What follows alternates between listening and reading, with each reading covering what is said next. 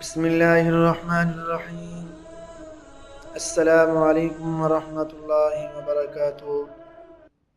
محترم سامعین، میں آج کی اس ویڈیو میں آپ کو حسد کے متعلق چند باتیں بتانا چاہتا ہوں۔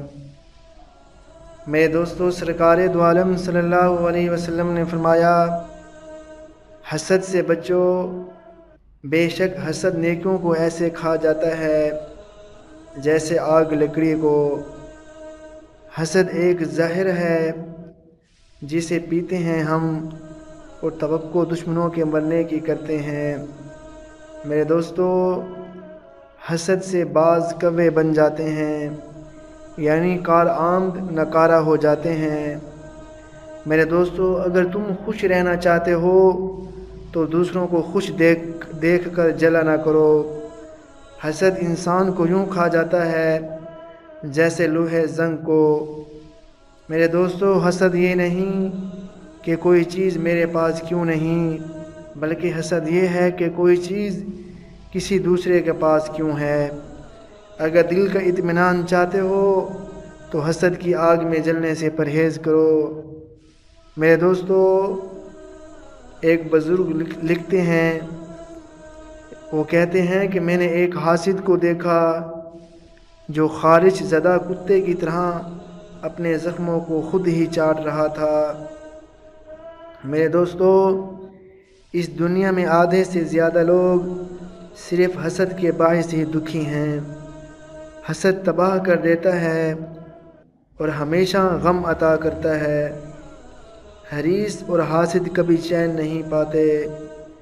میرے دوستو، امام اصمعی بوڑھے ہو چکے تھے، لیکن صحت اور توانائی قابل رشک تھی۔ کسی نے پوچھا، حضرت آپ کی عمر کیا ہے؟ آپ نے جواب دیا، 120 سال۔ اس شخص نے حیرت سے کہا، اول تو اتنی عمر ہر ایک کو نہیں ملتی، اور دوم آپ کی قابل رشک صحت اور توانائی، آخر اس کا راز کیا ہے؟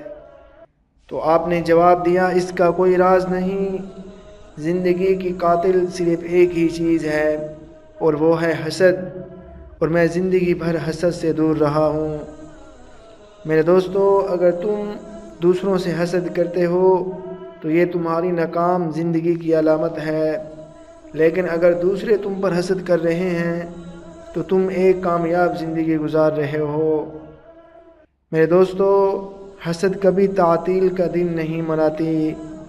مطلب یہ ہے کہ حسد ایک ایسی چیز ہے کہ جو شخص اس میں گرفتار ہو جائے وہ برابر اسی میں پڑا رہتا ہے، وہ ہر وقت حسد کی آگ میں جلتا رہتا ہے، کسی لمحہ اس کو قرار نہیں آتا۔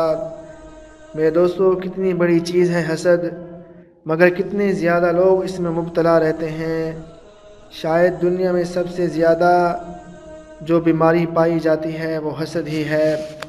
میرے دوستو، دعا ہے کہ اللہ رب العزت ہم سب کو حسد سے بچنے کی توفیق عطا فرمائے، آمین۔